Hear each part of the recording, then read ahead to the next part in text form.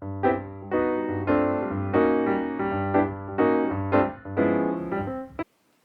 everyone, and welcome to my YouTube channel, She Sews Happiness. My name is Mary Ellen. I am new here, and hopefully you will bear with me as I learn how to edit videos so that I can properly share my sewing journey with you. So I thought before I even tried to talk to you about my sewing plans, things I'm working on, projects I've completed, fabric hauls, whatever, the first thing I should do is let you know a little bit about me and how I came to be a sewist. Now, it was always one of those things in the back of my head I thought would be really nice to do.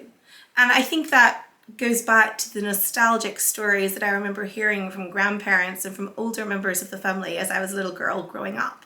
They used to talk about the dresses their mothers had made them to go to parties, or the things they had to make do with to create garments when they were getting married in wartime and thereafter.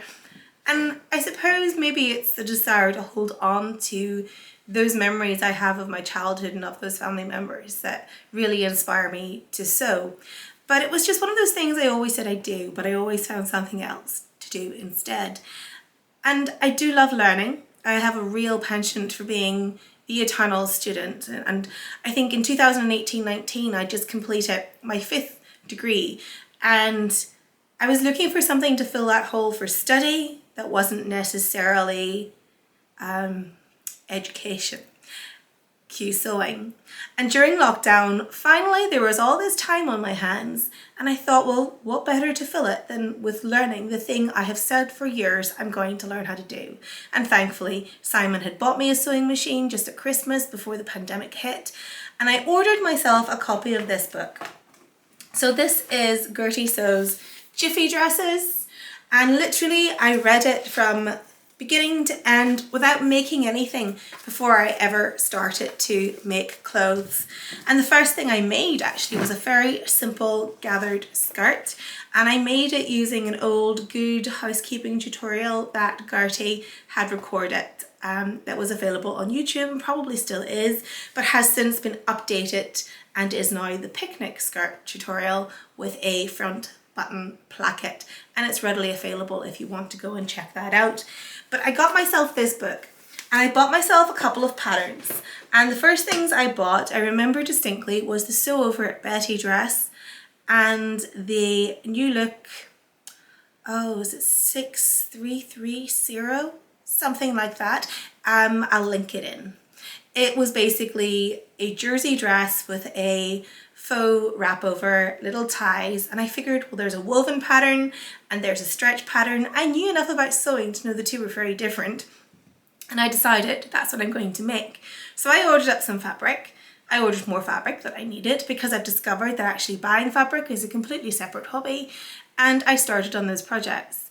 Literally all I did was follow the instructions, and I was left with two almost professional looking garments. I was amazed actually just looking at them how lovely they were. Now, then I discovered that there were other things I needed to learn, like fitting. So I ordered a couple of fitting books, and I started to learn the basics about fitting as well, about grading patterns, about manipulating darts, etc., etc. But I didn't learn all of that overnight. But I started learning the things through reading about them and just trial and error. I bought some cheap fabrics and made things as wearable toiles, and I really did get a lot of pleasure out wearing those things that I would not wear now, however. In fact, most of the clothes that I made in the first 3 or 4 months of my sewing journey have since been dismantled and turned into scraps that I can use for making toiles now. But at least I'm recycling and being sustainable about it.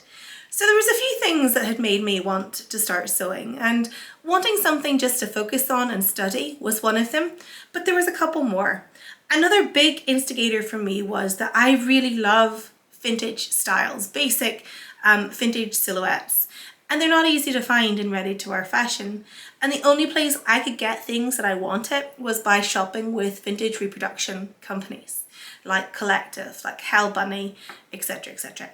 Now, for years, this really did fill that void in my shopping life, and that's where I managed to get the things that I wanted, and I loved that look for a long time.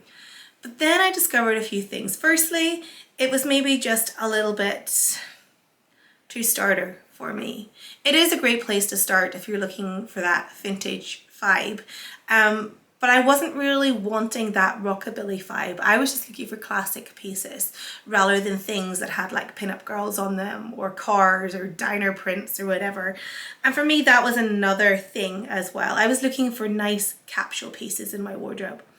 But also these companies that I had been happy with for a long time, I'm not going to lie, I loved them. But what happened was the quality started to get really poor.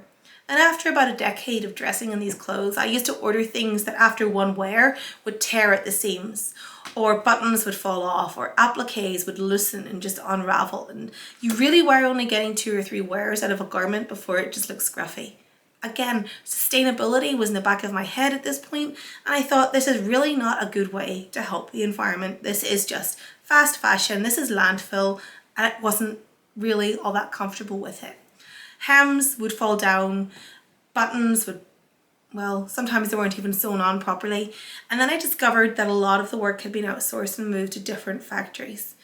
And as I started to think about price points and these massive sales that these companies could have, I started realizing, well, they're still making profit on something at £25 in their massive 75% off sales. If they are selling things for that, firstly, the fabric cannot be really high quality, and I do love beautiful quality fabrics. But secondly, and this was the part that made me really uncomfortable, was thinking about the exploitation of people in the factories making those clothes. And I remember making my first pair of pajamas and somebody saying to me, but sure, you can pick a pair of pajamas up at the store for like £10.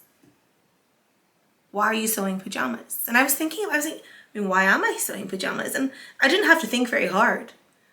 And I realized that the reason I'm sewing pajamas is because somebody is getting paid pretty much nothing to make those for a company that is making profit of something that's worth nothing and something that people will throw away. And I want clothes that I will not throw away. You know, I think of my grandmother who could tell me that she bought a certain thing 40 years ago. It still looked timeless and elegant and beautiful. And that's what I was aspiring to. So exploitation and sustainability were 2 key instigators, and quality was another one as well. I have noticed just from sewing my own clothes, and I'm not even 2 years into my sewing journey, I have noticed that the quality of the things that I make myself are so much higher than the things that I used to pay £200-300 for in some of the best high street stores. And that was only part of it.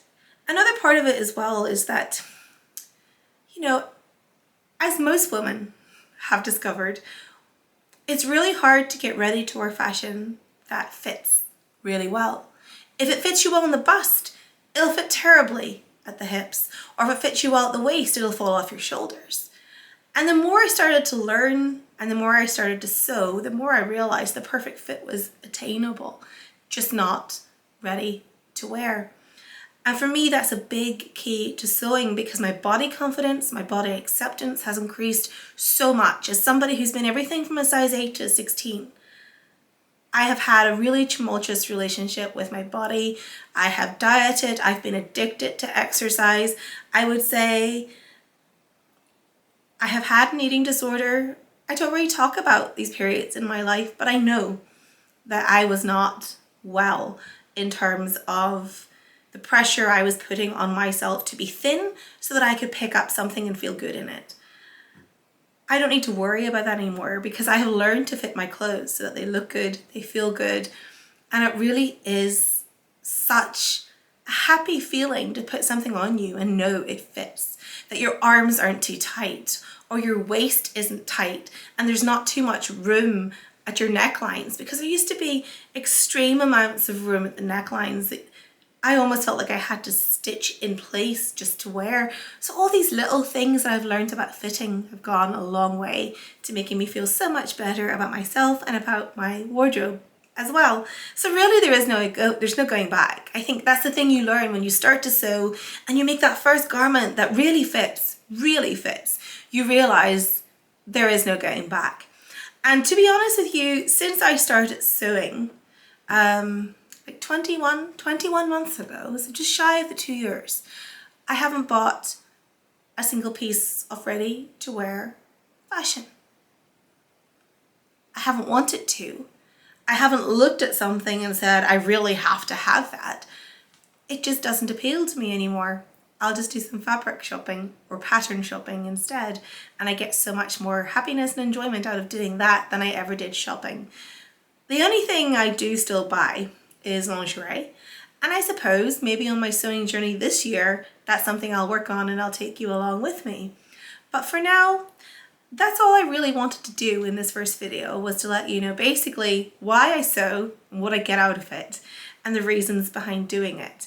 So if you're someone who, like me, has taken up sewing in the last couple of years, you're probably feeling what I'm feeling right now, which is this real immense gratitude for the day you started sewing.